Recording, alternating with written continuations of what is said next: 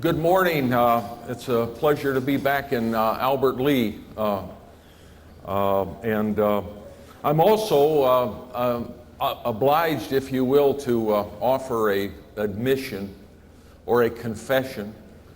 I'm both a meteorologist and a climatologist by training, and I have worked and published work in both of those arenas.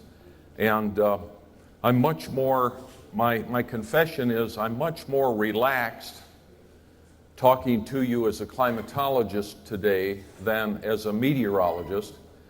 And that goes without saying. It's because the simple fact that I usually get yesterday's weather correct. So that makes my blood pressure stay stable and stuff like that. If I was talking to you as a meteorologist today, I was sharing with some people earlier this morning, the winter outlook is very uncertain this year, and if anybody speaks to you in the future about it looking to be any particular pattern for the winter, with a great deal of confidence, I would advise you to not take that too seriously. I just looked, in fact, earlier this week, we've been wrestling with the seasonal outlook models with all my friends at the National Weather Service, because my God, this year they're all over the place. All 13 seasonal outlook models are giving us different answers. So when that happens to you, you might as well just flip a coin, you know what I mean? So we don't have a lot of confidence in that. But I do have confidence in what I'm going to talk to you about today, which is, of course, the measured recent weather patterns. I'm not only going to talk about the recent ones, I'm going to talk about a few of the historic ones as well, because I think as we cope with a year like this year has been, and oofta is the only word I can think of for a year like this year, we will probably put 2019 to bed by the time we get to the end of December as the wettest year since statehood on a statewide basis. Now, granted, we always have some huge variability in our state, but overall we're going to have more counties in the state of Minnesota report over 40 inches of precipitation this year than any year in our history. So that's what you've had to cope with, or at least that's one of the attributes you've had to cope with this year. It'll also likely, when we put this year to bed, be the coldest year in Minnesota since 1996. So we've had a real aberration or unusual pattern in that regard as well. But anyway, without any further ado, I'll go into that, and I hope to have some time for some discussion and questions at the end. I always like to start off with an almanac perspective, if you will, because being your extension climatologist for over 40 years at the University of Minnesota, I want you to know that tasked with discriminating signal from noise in the climate arena is a formidable task when you live in an area of the country that has such highly variable weather. In the 19th century, Minnesota was marketed, if you will, I'm not sure this was a great ploy, but we were marketed as the American Siberia. And the reality is the variability in our landscape is about as extreme as anywhere in the Northern Hemisphere. That's illustrated by simply looking at any date on the calendar and seeing how variable the conditions have been. So for example, today's date, November 21st, we've seen that we were 72 degrees at Amboy on this date in 2012. Not too bad of a day, really. Conversely, in 1978, up in St. Louis County, up in northern Minnesota, we were minus 25 on today's date. We had over 3 inches of rain from a thunderstorm over Lake City, Minnesota, over on the Mississippi, on today's date in 1996. And then in 1975, we had 16 inches of snow on today's date out in Montevideo in Chippewa County. So Mother Nature's roll of the dice, we've got the same sun angle in play on November 21st. We've got the same day length in play. Okay, we got all those attributes are the same year after year after year, but look what the conditions can be like. That's noisy. From a climate statistics standpoint, that's noisy. And so we have that in play throughout our Minnesota history. And as I talk to you about trends, and I highlight to you the types of trends you've been living with respect to the weather and climate behavior, I want you to know that that's been robustly tested by the climate statistics because of this noisy background. It's not an easy task to discriminate signal from noise when you have such a noisy statistical background.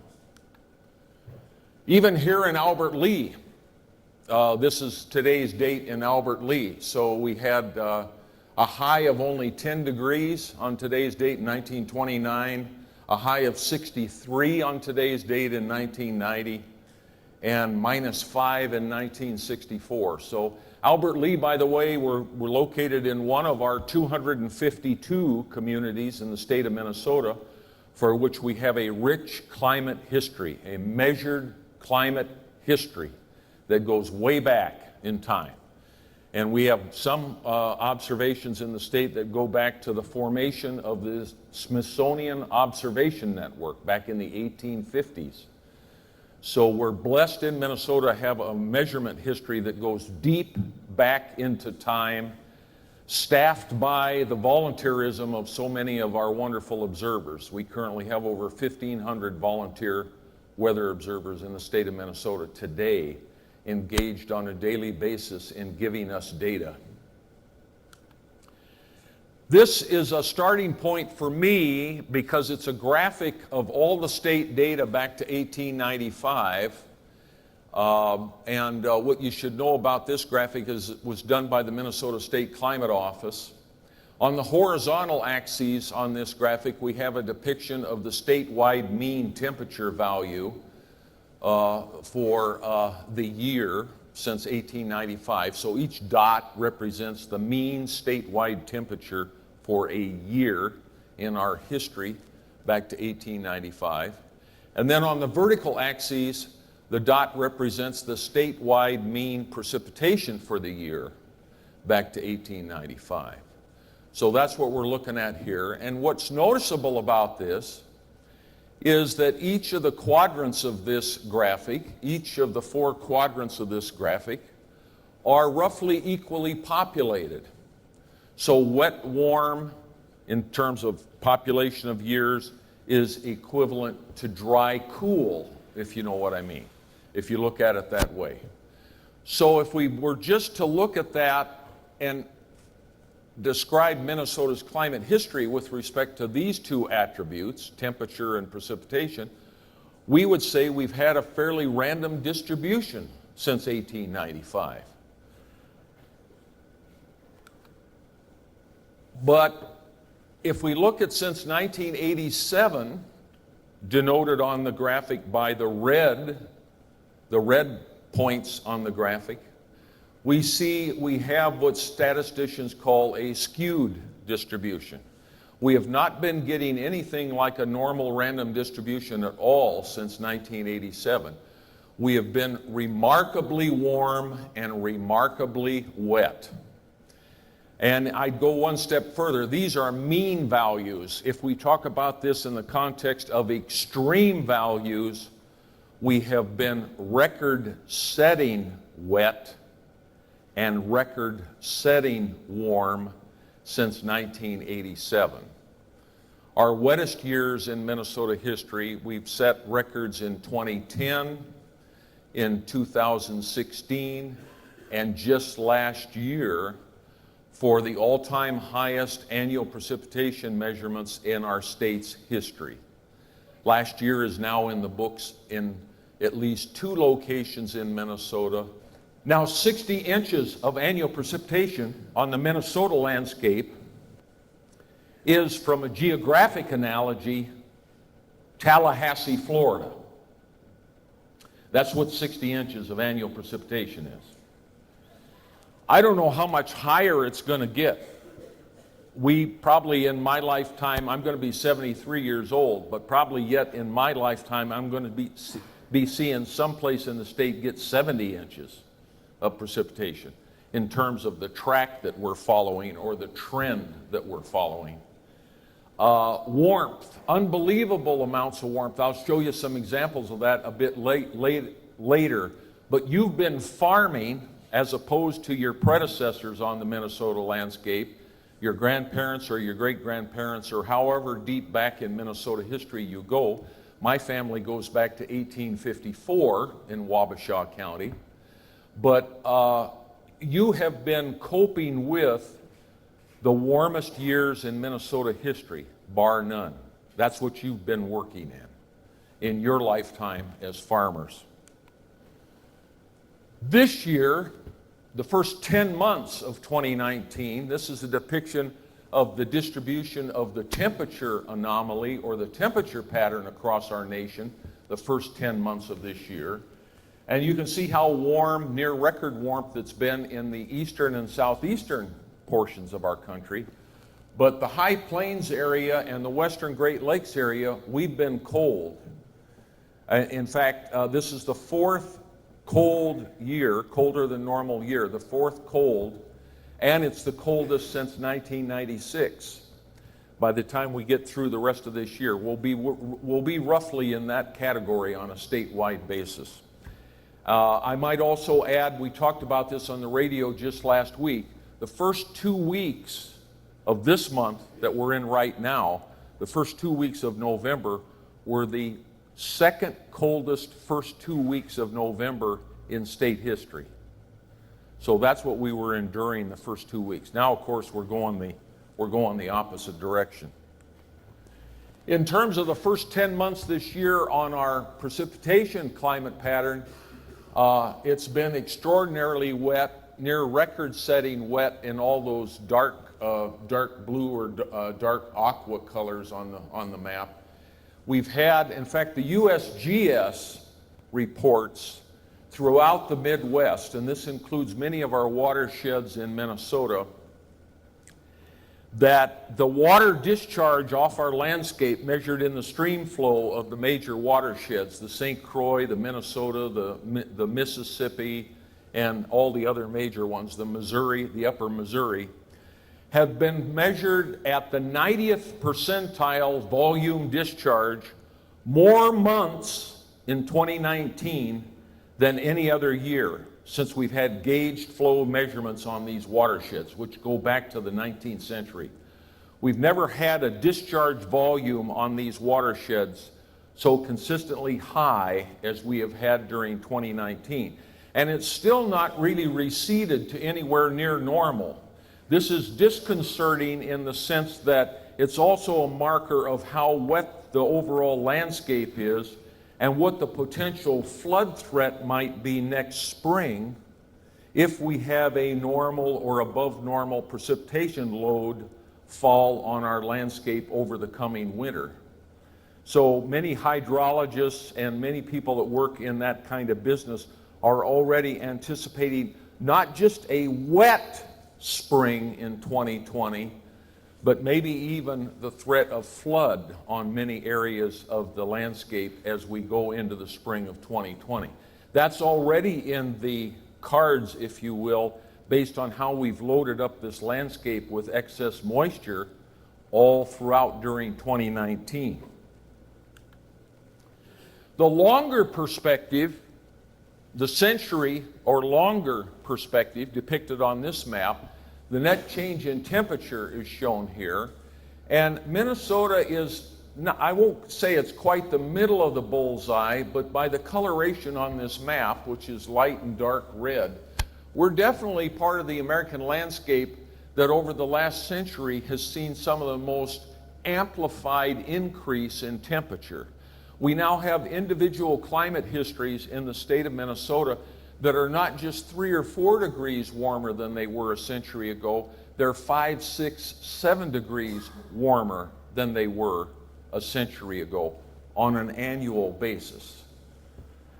We also note that this disparity geographically is an important point in our public dialogue about this issue. Our public dialogue about this issue of how fast our climate is changing remains a highly contentious dialogue. And I would like you to note that your compatriots in the southeastern states, where the coloration is gray or blue, are not seeing the level of change in temperature that we are here in the western Great Lakes region. In fact, some areas of the southeastern U.S. have even seen a decline in temperature over the last century. So we have disparity, understandably, across big areas of the country, but we are rightfully, I think this is putting my foot in my mouth or else putting the right foot forward, I'm not sure which, but I think we are rightfully concerned about the temperature increase in our own backyards. It's already having some effect, and every measurement history that we have in the state shows that it's significant. Similarly, the attribute of moisture measured, or at least here on this map, annual precipitation, is on the increase across our country over the last century in all the green highlighted areas. And in Minnesota, on a percentage basis, we're seeing some of the most amplified percentage increases in annual precipitation of any point in the USA. And we are definitely way, way wetter than we used to be. And so thank God we have tile drainage and other kinds of things to help us out and cope with these kinds of things. I'm speaking from someone who has probably studied Minnesota's weather climate history more than any other individual. Most of my 40 years at the university, I was one of the caretakers of your state database. I also spent 6 years writing the Minnesota Weather Almanac, going back and looking at every piece of data to 1807. And that book came out in 2006. And then before I retired, the Minnesota Historical Society wanted me to revisit it because our climate averages and extremes were changing so fast, they wanted me to update the book. So I spent 2 more years and published the second edition of the Minnesota Almanac in 2015. Now, what's important to note there is there's roughly a decade interval between edition 1 and edition 2. There's roughly a 10-year period. In that 10-year period alone, in digesting the statistics of our measured climate network in the state, I discovered over the 10 years we had set over 17,000 new daily climate records in our observational network, and we had set 165 new statewide records. The reason I bring this up is this is a measure of the pace or the rate that our climate is changing. This is unheard of, that we'd set this many records in a 10-year period. This is totally unheard of in our history, at least our measurement history. Now, this pace of change that is happening to us in Minnesota, at least in these climate attributes of temperature and precipitation, this pace of change used to be the pace of change that would occur over thousands of years. Used to be. Now this pace of change is occurring in decade by decade. So we not only have to pay attention to the overall direction of change and the magnitude of change, but the pace of change is going to be a real challenge. How do we keep coping with this when things change so fast? Here's the top 10 warmest years in state history, and I would ask you to ask yourself the question, how many of these have occurred in your lifetime? I don't know if we have anybody here who was with us in 1931, but at least most of those other years have been in all of our lifetime. That's what and that's the top 10. So this is the extreme, the upper extreme of the warmest years in state history. And you probably have some vivid memories maybe from some of those individual years. And there's their top 10 wettest. And again, asking yourself the question, how many of these have occurred in your lifetime? And of course, it looks like, as I said earlier, it looks like by the time we put 2019 to bed with all of its associated climate statistics, that 2019 will replace 1977 at the top of this list. So the extremes have been happening in your lifetime. There's the overall graphic of change with respect to the state's temperature signal. Again, the population of extraordinarily warm years is all on the right-hand side. Even the deviations in the negative are not all that extreme. Even the deviations towards a cool year to occur are not all that extreme compared to the century history of this. There is the same depiction for Wisconsin, so we're not experiencing this in isolation.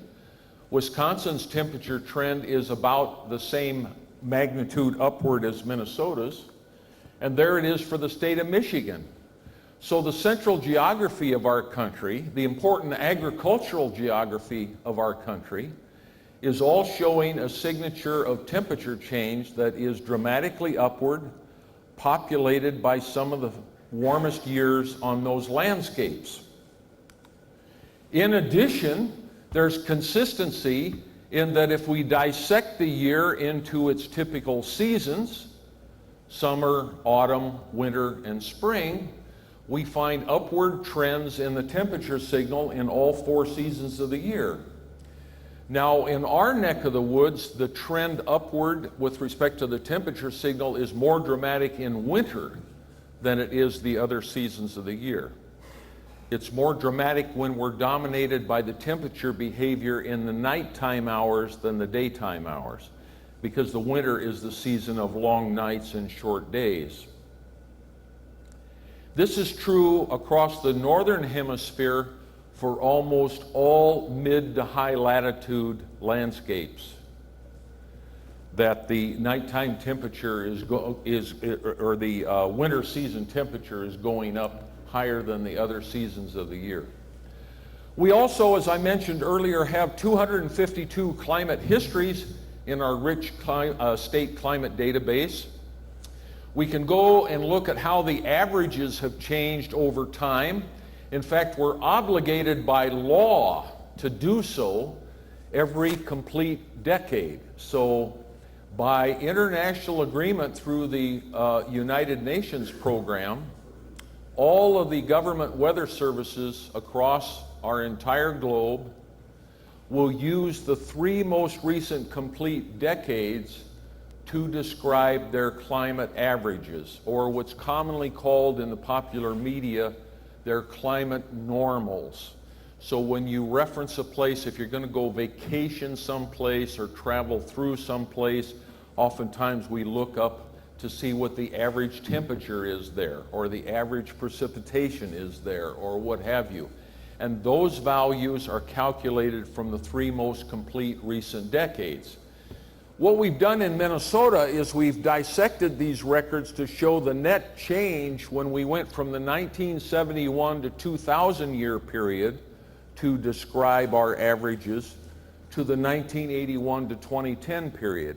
And what we have found universally is, with the respect to temperature attribute, they all went up. Some of them went up by more than 1 degree. Some of them went up by 2 or 3 degrees. The reason I bring this up is it's a point of perception that is pretty important, actually. That when we commonly digest the daily weather, which we do when we read the paper or listen to the radio or watch TV, and the message to us is, for example, that yesterday, let's say yesterday was July 14th, and it's reported that yesterday's temperature in Albert Lea was 4 degrees warmer than normal, okay? All right, what you're hearing today is that it was 4 degrees warmer than normal, and that normal was calculated for 1981 to 2010, okay? So the baseline reference is from 1981 to 2010. But that value is a higher value than the previous averaging period, which is a higher value than the previous averaging period, which is a higher value than the previous. So as we step through time, what the use of the recent normals or averaging period does is it buffers or diminishes the real variation that you are experiencing. It diminishes it. So you go, oh, 4 degrees, that's no big deal, okay? But it might be in a historical context 8 or 9 or 10 or what have you. So that's just the nature of the game. But there's the net change at Waseca. You can see month by month and daytime versus nighttime, maximum versus minimum. You can see it's more upward. Mankato, same kind of thing. You can pick, if you go to the state database, which you can do, by the way, those of you that like to use the computer to digest local data, you can go to the climate.umn.edu, climate.umn.edu website, and you can access all these historical records if you want for as close to your own backyard as you can get. And there's red wing. So those are just 3 examples of what they look like. One other feature of our climate here in Minnesota is that our nighttime minimum temperatures are changing more than our daytime maximums. Now this has, I'll talk about this a little bit later, but this has some biological consequence that may be relevant to the types of crops that you grow. Some of our plant physiologists that study the physiology of different crops and the genetics that go into those crops are a little bit worried, year by year now, in genetically designing crops that can cope with the increased respiration that is induced by the higher overnight temperatures. If that makes sense to you. Because we're continuing to see higher and higher overnight temperatures, which is when our crops respire, and of course they give up some of the dry matter they've accumulated under the sun and photosynthesis during the day, and so the net gain in dry matter in those crops is diminished by higher nighttime respiration rates. So this is another attribute of climate and the change in climate that our crop physiologists are having to spend some time studying. Minnesota and Wisconsin are 2 states that are seeing higher minimum temperatures change faster than higher maximum temperatures. This is evident in one of our pristine climate data sets, the Op Jordan Farm out in Chippewa County. The Op Jordan Farm has been there since the 1890. They have an uncontaminated, pristine measurement record. There's been no change in the landscape. The instruments have been in the exact same spot on the landscape for nearly 130 years. The only unfortunate thing is 6 generations of Op Jordans have been responsible for daily measurements there, and they've missed 3 observations. Must have been blizzards or something, or they couldn't get out to the instruments. But nevertheless, even in a pristine environment like that, totally uncontaminated by any changes around it, we see dramatic changes in what we call average values there. So once upon a time, their average January minimum was minus 4.3, and today it's almost plus 4. About an 8-degree difference in the average January minimum on the Op Jordan farm. And we got other historical data sets in Minnesota that show the same magnitude of change. This graphic from our state climate office also shows the month-by-month net change in the average minimum temperature, the blue bar, versus the average maximum temperature, the red bar. You will note that the higher amplitude changes are in the winter season, the lower amplitude changes are in the summer season, but what's striking about this graphic is that the minimum temperature change is roughly twice the pace of the maximum temperature change. So this validates, if you will, the perception that the nighttime minimums are gaining or growing faster than the daytime maximums. The attribute of moisture also shows the upward trend. You can see the population of very wet years on the right side of the graphic. We're about on a statewide basis. I don't know, I didn't look at the Albert Lee data specifically, but on a statewide basis, we're about 3 inches per year wetter than we used to be on a statewide basis there in Minnesota. There it is upward for the state of Wisconsin as well. And there it is upward for the state of Michigan as well. So this is a regional thing. By the way, these regional trends equally apply to Manitoba and Ontario. So it's a large swath of geography that these upward trends apply to. Seasonally, we also see increases seasonally.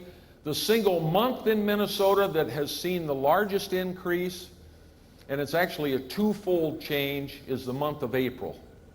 And the twofold change that has occurred in the month of April is that on a percentage basis, the precipitation has increased the most in the month of April.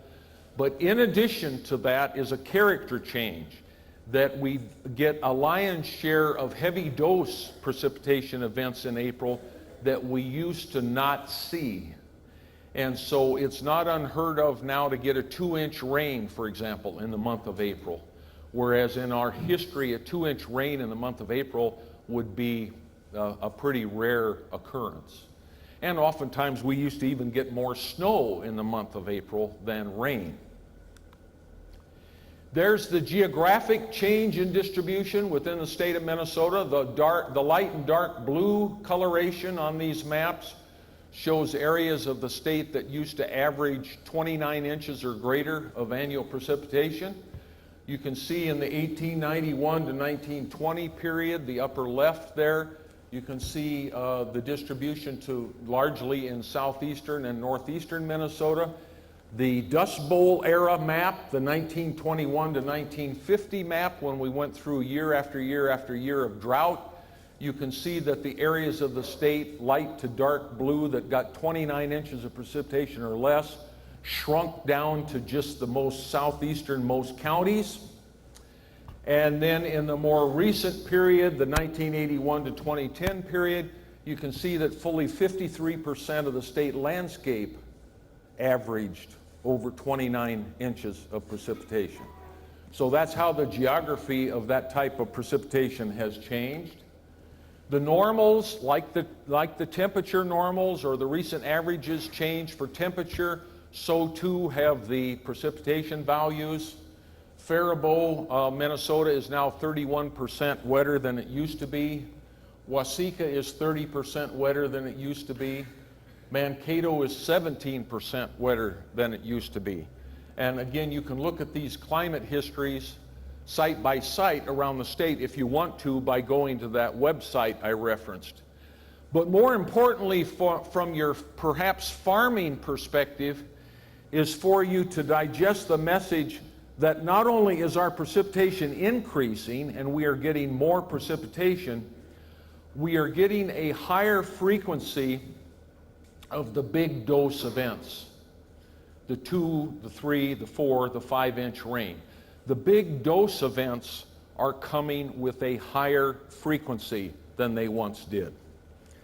Evidence for that abounds, and it's justified or validated by even the upper air measurements. Now what I'm showing you is kind of a highfalutin data display from the Severe Storms Lab in Norman, Oklahoma, which digests all the Radiosonde data in the US.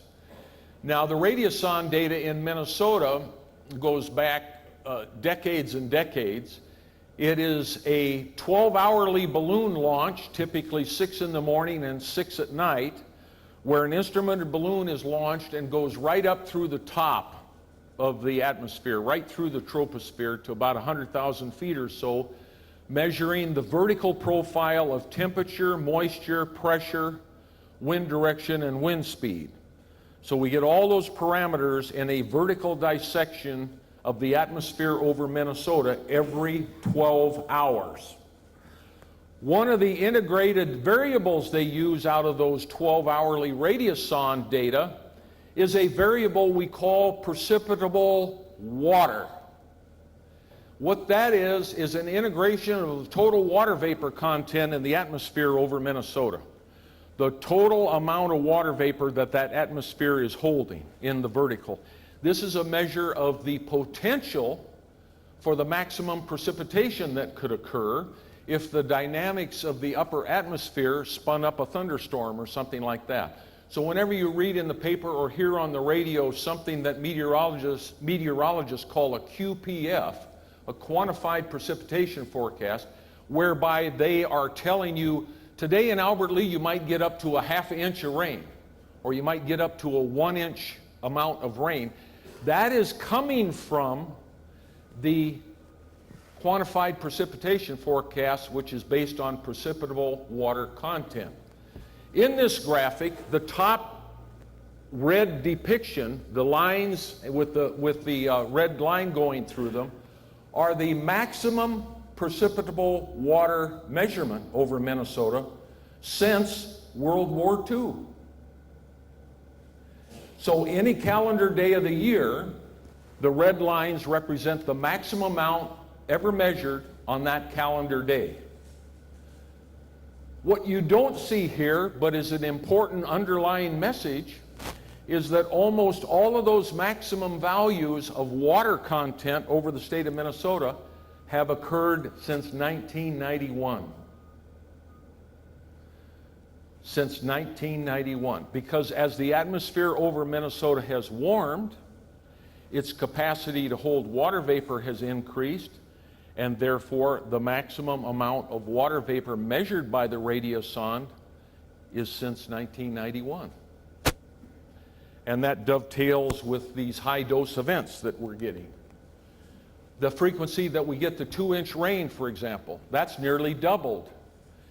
The frequency that we get the 2-inch rain across northern Iowa and southern Minnesota has nearly doubled in your lifetime.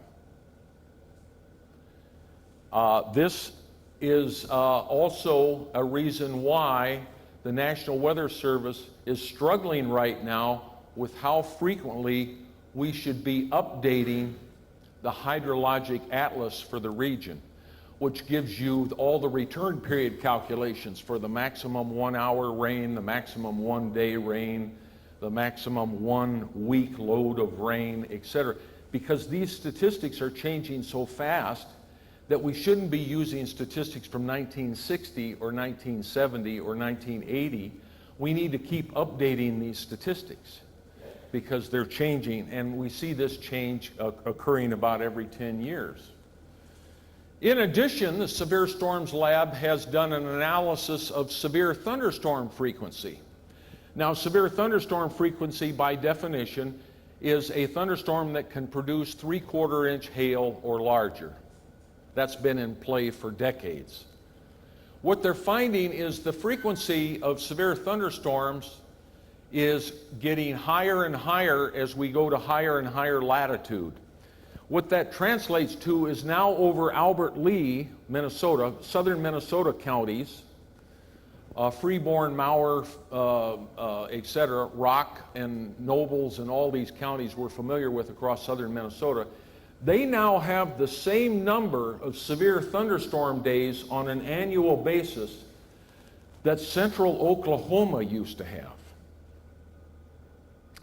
And even in Canada now, especially in provinces like Manitoba and Alberta and places like that, they're getting some severe thunderstorm frequencies that are 2-3 times what they used to be at those latitudes up there. As a consequence, when we dissect for the insurance industry, we've been asked to do this, when we dissect the data for the insurance industry, we do indeed find an upward trend in the frequency of thunderstorms that deliver 3/4 inch hail or larger. And in fact, just this year, earlier this summer in 2019, we've had 2 thunderstorms cross the state, one most recently near Delano in central Minnesota, that dropped 4.5-inch diameter hailstones, which is quite threatening and difficult to cope with. Our American Association of State Climatologists, which I belonged to for over 40 years, also did a study not that many years ago of the extreme rainfall events across this country. They called it the Mega Rainfall Study. Now, they defined that as a 6-inch rain in a 24-hour period with a central core value of 8 inches or greater that covered 1,000 square mile swath of landscape. So it was a pretty big footprint with a pretty intense rain. The results pulled out from the Minnesota section of that report show that in approximately the first 130 years of state history in Minnesota, we had 7 documented cases of such storms in our climate records. So 1858 to 1987, we had recorded and measured 7 of these storms. Since 2002, however, we have had 7 more. This is a disturbing change in the frequency of extremes. And there's the geography of those 7 that have occurred since 2002. There's no preferred geography. That's the other disconcerting feature of these horrific storms, is they've been from Lake of the Woods down to southeastern and south central Minnesota, to central Minnesota, to Duluth, to east central Minnesota. They've been all over the place. And there's little we can do to mitigate the destructive effects of these types of storms. The one that occurred in southeastern Minnesota in August of 2007 almost destroyed the town of Rushford, for example. I don't know if any of you have relatives or friends that live over in that neck of the woods. And did considerable damage to Whitewater State Park, if any of you have visited that state park over in southeastern Minnesota. But in the midst of all that, and this gets back to a change in variability in our climate parameters, not only do we see, and I think your speaker tomorrow will talk more about this, at least I hope he does. The fact of the matter is our trends are upward with respect to temperature and precipitation. Our trends are upward. Our extremes are occurring with a higher frequency, but the variation about those trends is remarkable. We had, for example, in 2012, the largest declaration of drought in U.S. history, and the largest since 1936. We had over 2,000 American counties declared by USDA for drought disaster in the summer of 2012 because it was so dry. In other words, the variation went the other direction. And in Minnesota, we had this exceptional case. In the middle of the summer of 2012, the color-coded counties on this map, we had 57 counties in Minnesota declared by USDA for federal drought disasters, but at the same moment in time, we had those counties with the plus sign embedded in them declared by FEMA as federal flood disasters. Now that's a real head scratcher, isn't it? So if you're a resident in those counties, you can apply for relief or assistance from the federal government for either drought or flood. That's a one-off deal in Minnesota history. We've never had such erratic climate behavior that we've had simultaneous but polar opposite disaster declarations in the same counties. Another weird one we had was in March of 2014 out in Lac-qui-Parle and Lyon County. Do we have anybody here from Lac-qui-Parle or Lyon County? Western Minnesota. We had at the same moment in time, 4 o'clock in the afternoon on March 31, 2014, something that caught the attention of every meteorologist in the USA because they never could have comprehended that this would occur. We had simultaneously in those counties a blizzard warning and a tornado warning. Because on one side of the weather disturbance was a tornado on the ground near Arco, Minnesota for 8 miles, and on the other side of the weather disturbance was a blizzard warning with less than a quarter-mile visibility. So if you were driving a transect south to north across western Minnesota that day, you would have driven through a tornado warning, and within minutes you would have driven through a blizzard warning. Now that doesn't make sense, but nevertheless that's the extreme nature of some of the weather systems that we can see migrate across our state as these patterns continue to change. The last piece, which may be more relevant to livestock producers than crop producers, but I always like to throw it in nevertheless, is the water vapor content in the atmosphere around us affects a lot of things. It affects our comfort, it affects crop physiology, it affects crop pests, it affects livestock, it affects all kinds of things. Now, we are seeing a higher frequency of days that bring 70-degree dew points. By definition, an air mass with a 70-degree dew point is a tropical air mass. You cool the air down to 70 degrees and you get condensation, you get liquid water. We've had all these recorded heat waves, all these years with recorded heat waves in Minnesota, but all the red highlighted years have been heat waves because of high dew point conditions. Not because the thermometer has reached 110 by itself, but because the dew point's been so high, it's put the heat index at 105 or 110. And then we had our all-time granddaddy heat wave in July 19 and 20 of 2011, where we set all these records, which are still records today, for the all-time highest heat index values measured in the state of Minnesota. Very devastating to people that are trying to make a living in the poultry or turkey industry or dairy herd management or hog management or what have you. We've got records of these that dovetail nicely with the veterinary school on all the stress loads that's been induced by these sorts of outbreaks. The 134-degree heat index at Moorhead, Minnesota on this date actually went into the U.S. record books. It was later certified by the National Weather Service Extremes Committee as tying for the highest heat index ever measured in our nation. And the climate station that it tied with is Furnace Creek, Death Valley.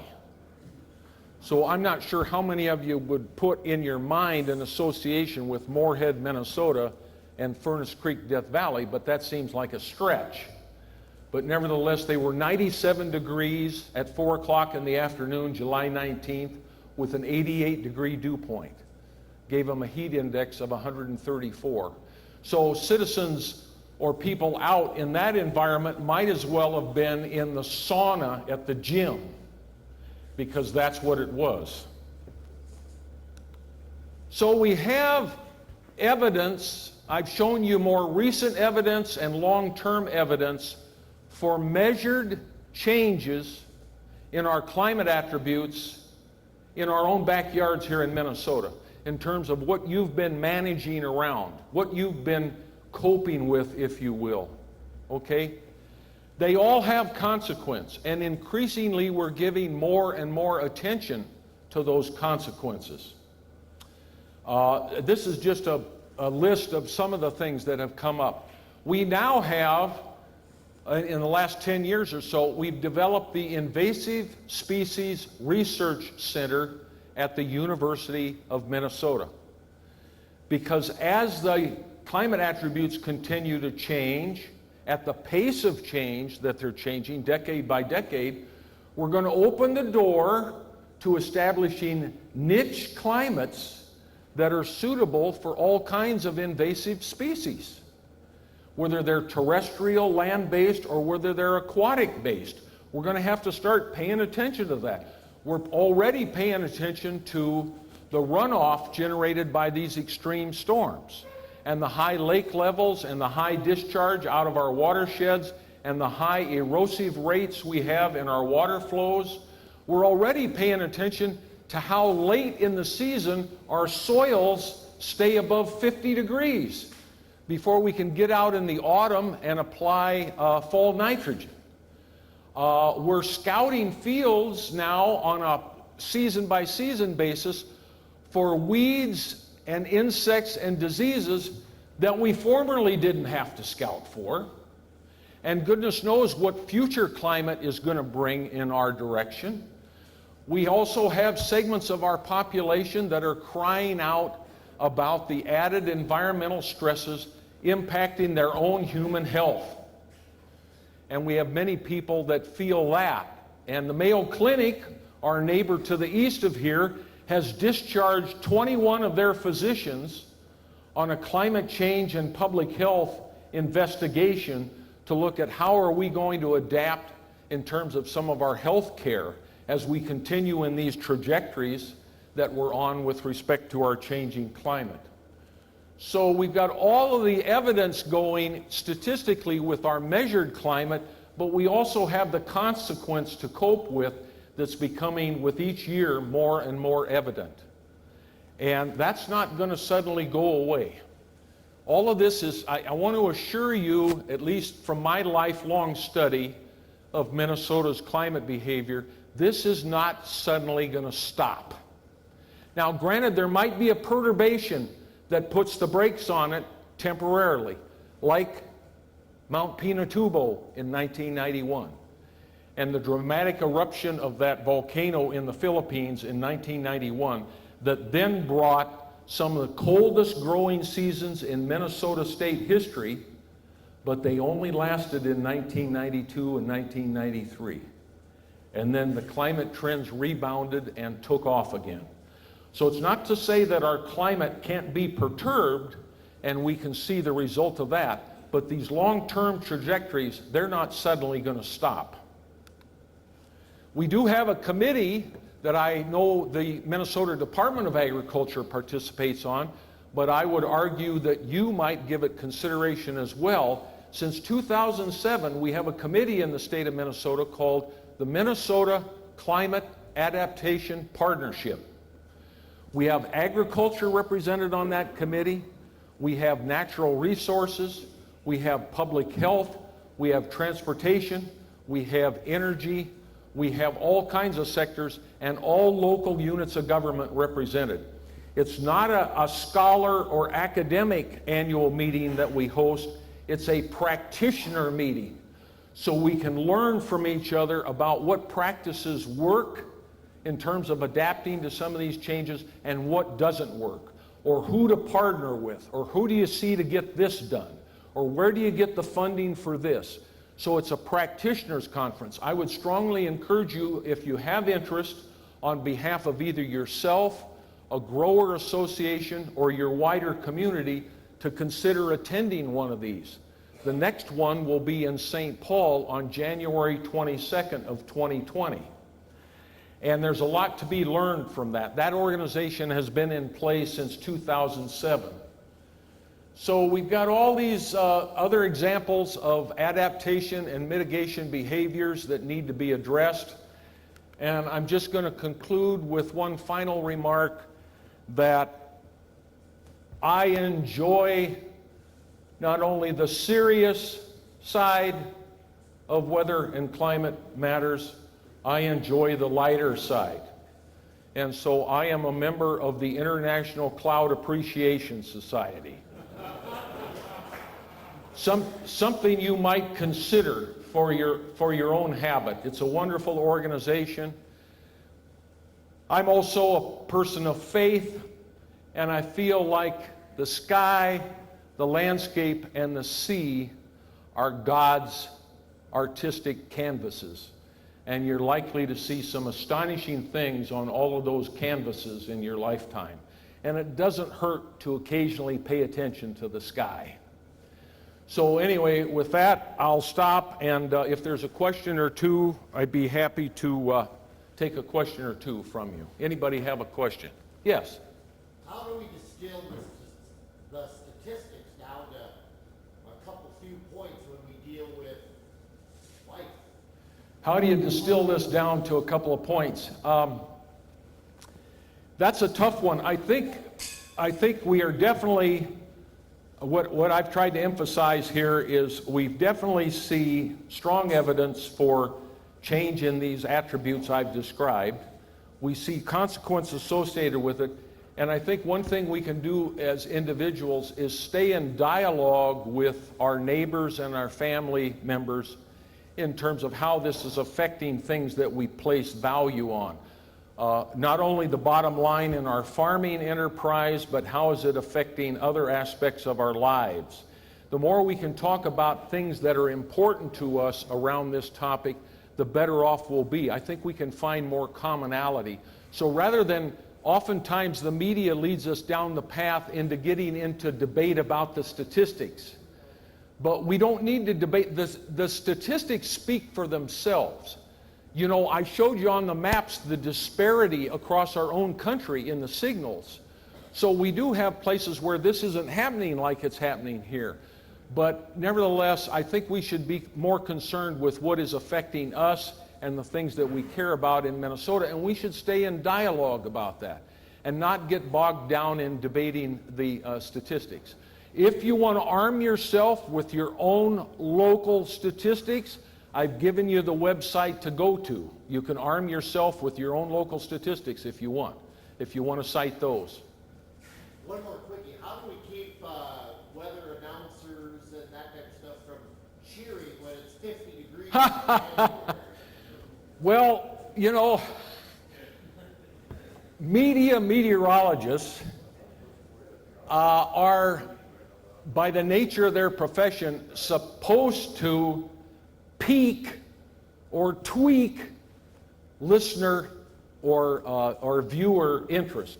And so they're always searching for a headline. So if you can make a headline out of a 4-inch snow or the season's first snow, or you can make a headline, you know, they're going to do that. That's the way it is. It's something that affects, all of us have our own weather stories, and I would venture to say all of us have bookmarked in our mind some pretty significant events, whether it's family history or personal history, that were highly impacted by the weather. So it is an important bookmark for all of us. It registers with all of us, and that's just a way of getting you to, you know, listen routinely or watch them routinely. I'm just as guilty because my wife will tell you I get way too excited about the weather. She wishes I'd get more excited about other things. Okay? But yeah, yes, sir. Seeley, there's all kinds of predictions out there about weather and climate change. There's a few predictions about we're going through a 500-year change in the sun cycle. They're predicting anywhere from 40 to 50 to 60 below zero with 50 to 75 to 100-mile-an-hour winds in the wintertime. Is there anything to that at all? Yeah, what you're citing, you bring up a good point, and there's still researchers in the wider community that look at all the natural cycling, all the natural drivers of the Earth climate system. We have the sun's energy, the orbital geography with respect to Earth, the Earth tilt, the ocean currents, the volcanic eruptions. We have all of the drivers of climate behavior of planet Earth documented and studied for over we've got 4 billion years of Earth history. And those are still in play. I don't want to neglect that. But what's going on and all the scientific evidence that we have is those may still come back into play, as you suggest, sometime in the future in long-term considerations. Some of those drivers may come back into play, but what's going on right now, which mandates that we react right now, is that decade by decade, it's too much of the human-driven dimension of this that's driving the behavior. So it's the changes in how we change the landscape, it's the changes in how we change the composition of the atmosphere and things like that that are driving this shorter-term decade by decade change. And the disturbing feature about that in Earth science perspective is all the drivers that you're referring to are legitimate scientific results, but they've played out over hundreds or thousands of years, not in decades. And so it's like we're in a new situation that demands a new response. The longer term stuff may come along with time, but what we're in right now demands a response that we're better able to cope with this. Because this is not, as I said earlier, this is not going to go away. And I think you'll get the same message from Dr. Tode tomorrow, who's more of an expert in the bigger picture. I'm Mark Seeley. I'm kind of just your Minnesota guy. But Dennis has a much broader perspective on this in his capacity working, coordinating for the USDA, and he'd be able to address some questions like that as well. So I think what we all have in common here, I could be wrong, but I think we need to pay attention to what's happening here. You know, we better pay attention to it. We shouldn't dismiss it. Our predecessors, the reason Minnesota agriculture has been so successful, literally a wonderful history of success of Minnesota agriculture, is present and documented in our history. We got to do what our predecessors have done, and we got to continue to pay attention and adapt as we go along. That is an absolute mandate. And with this pace of change going on, we can't ignore this.